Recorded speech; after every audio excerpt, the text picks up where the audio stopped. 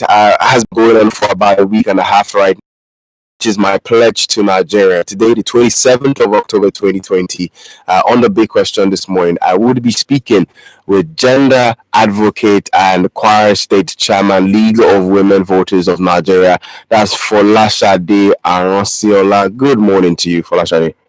Good morning. Thank you for joining us in this conversation. How are you doing? I'm good, and you? I'm great. I'm good. I think you talk about this particular conversation this morning with regards to the level of voters' education. What would you say? What is the percentage of level for voters' education in your perspective? I would say that it's actually quite low.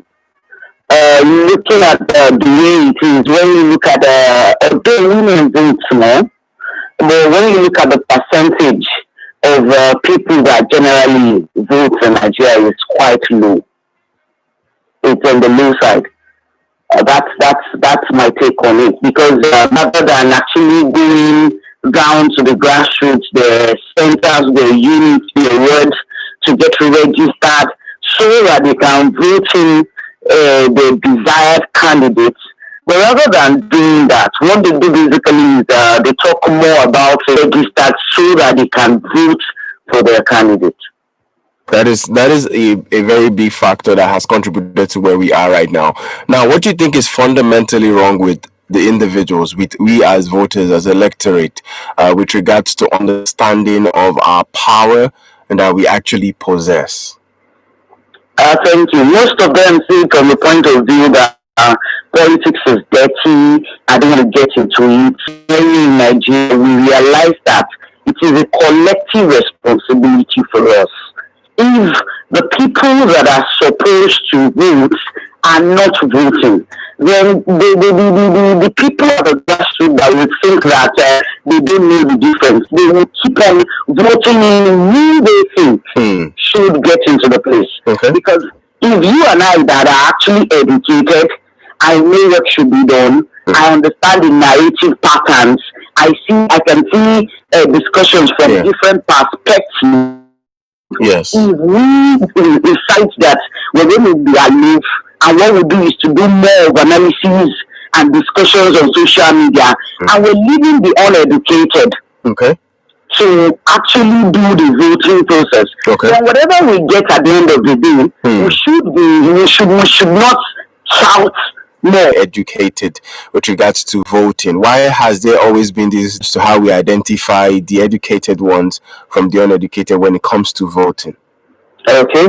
When you look at the statistics of people that vote, they basically fall between partisans. It is easy to convince them with the gains at campaign grounds or during campaigns because of their economical power. They are this category of people that they earn their keeps daily. So people that you can talk to, you tell them that people that they Nigeria.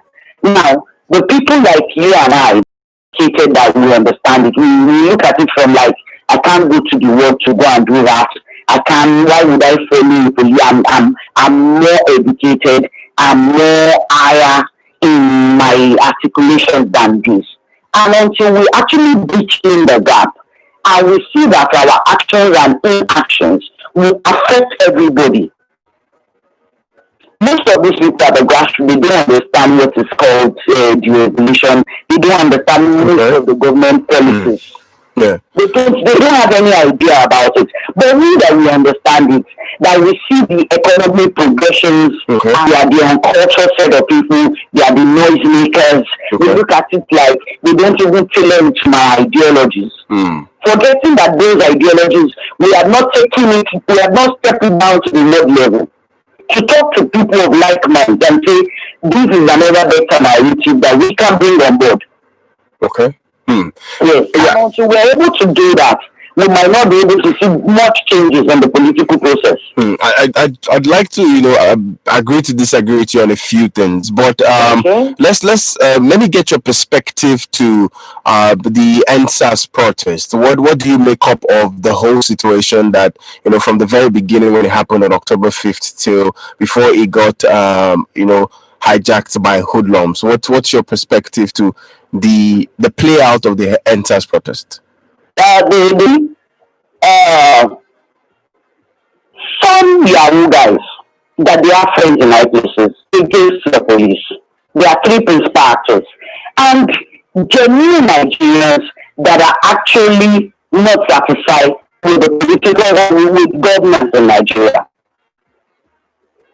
Because and they are actually school for close like 10 years, did not get any job experience, and they are actually angry.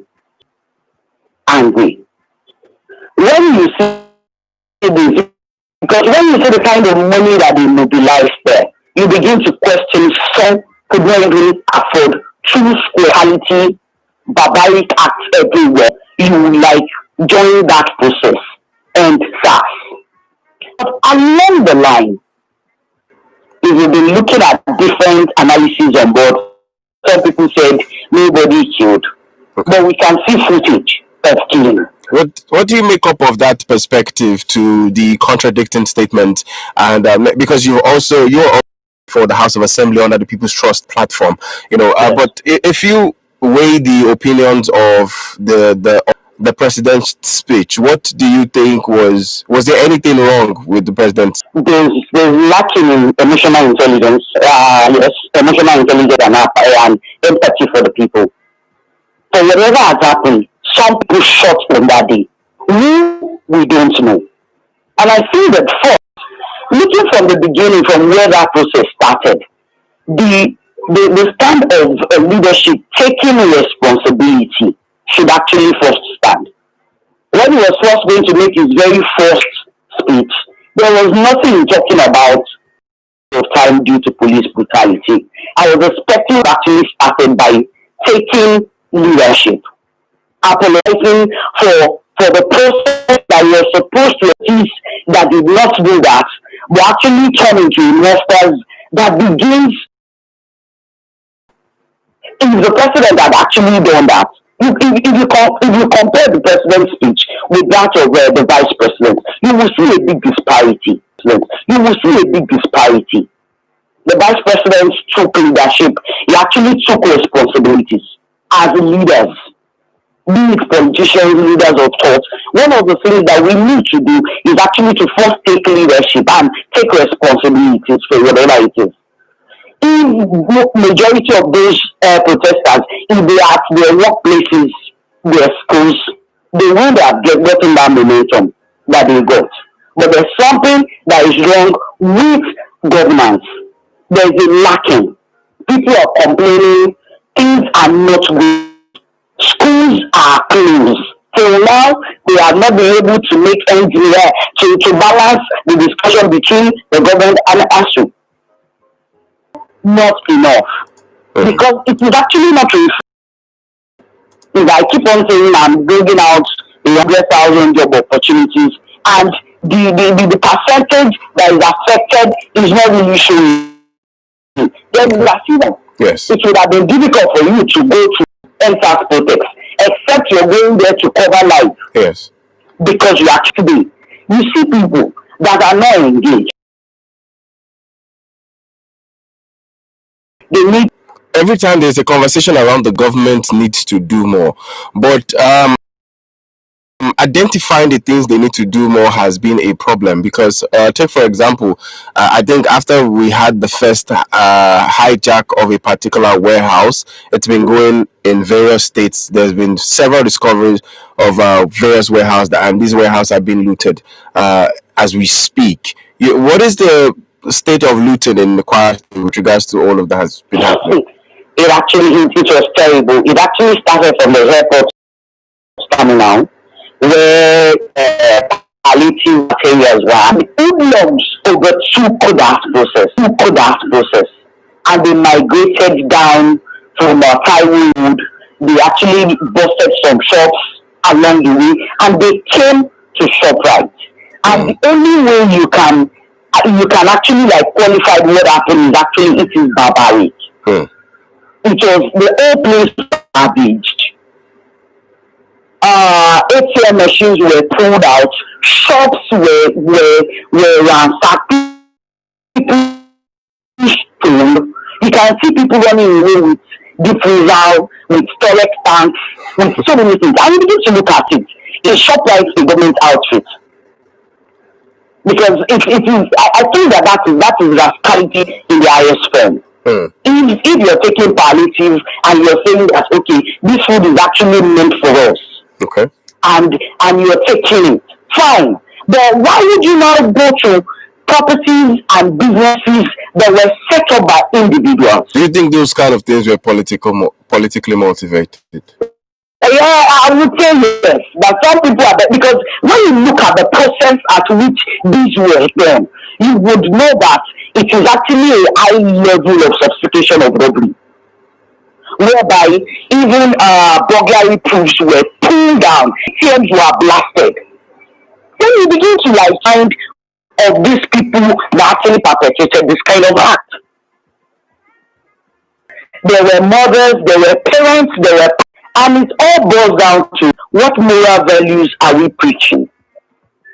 For a mother and father to take things from someone's shop and you bring it home to give to your children, what direct message are you preaching? Okay.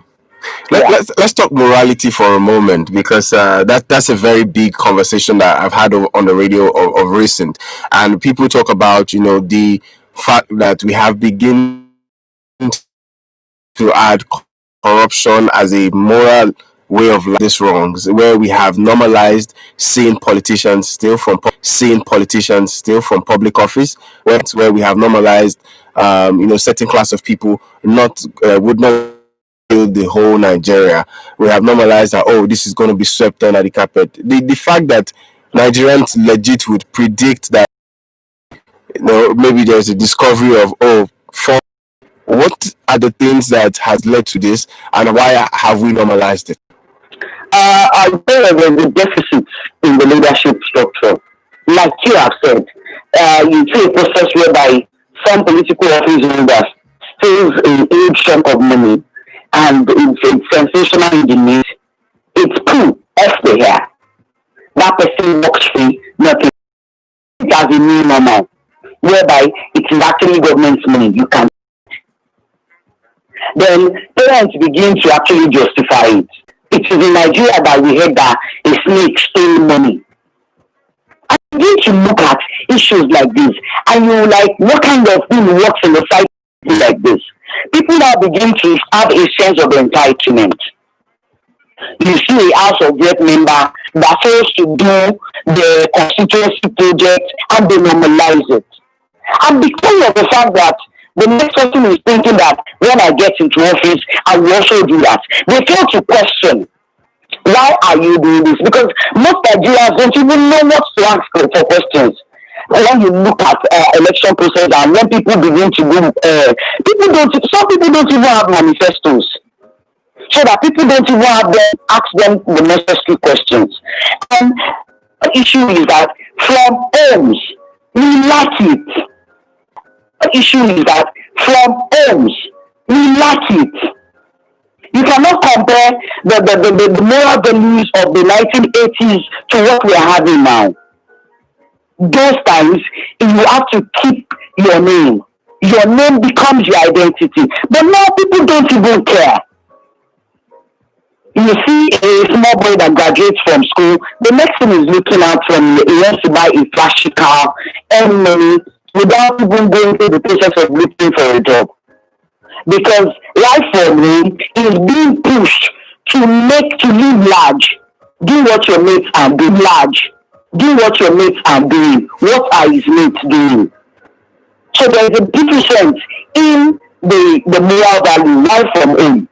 But is that not what our political class is definitely riding on, in the fact that definitely, because they know that we don't even know what to do. We're not asking the right questions. We're not bringing them to a book to say that you are elected to represent us. Now, what are your achievables? We're not even asking the right questions. You see government elected person that was saying that he kept palliative to share for windows on his birthday. Is that his own money that you should give to the vulnerables or vulnerables? And you are keeping it to use it to celebrate your birthday. Then you need to look at it. What kind of people are we actually electing into offices? Okay. Yeah. So when you look at it from that point, then we know that there's something wrong, because we no longer care about long-term growth. We're more bothered about immediate gratification. My 8 o'clock program this morning, I had a guest who was speaking with regards to Public to 10 on the radio. If you're listening to us this morning, this is the big question of Women Radio 91.7. This is the series My Pledge to Nigeria, and Folashade Awosiola, gender advocate and Kwara State chairman for chairperson for League of Women Voters of Nigeria is who I'm speaking with this morning. Now, being in the aspect of of the voters now, how do we ensure that henceforth, because or do you even believe that there is an awakening right now among the youths? Do you believe there's an awakening among the youth? Definitely. When you see what happened with the M protest, then you know that there's actually a shift in the paradigm. People are actually beginning to take into cognizance that their voice matters. Okay. And when you begin to know that your voice matters and you can amplify it, and some other people would amplify it with you, then I think that half of the problem is solved. Because when somebody comes and says, Mr. So, I want to come and do this, and they begin to ask him, what are your programs? How do you intend to achieve this? Yeah. What are the immediate achievables? What are your long-term goals? Yes. Then you will know that it is not every Jack and Harry prior to going to office. So, yes. I was having a conversation with someone the other day, and I was like, one of the major problems of Africa, and especially Africa at large, is the fact that we have always voted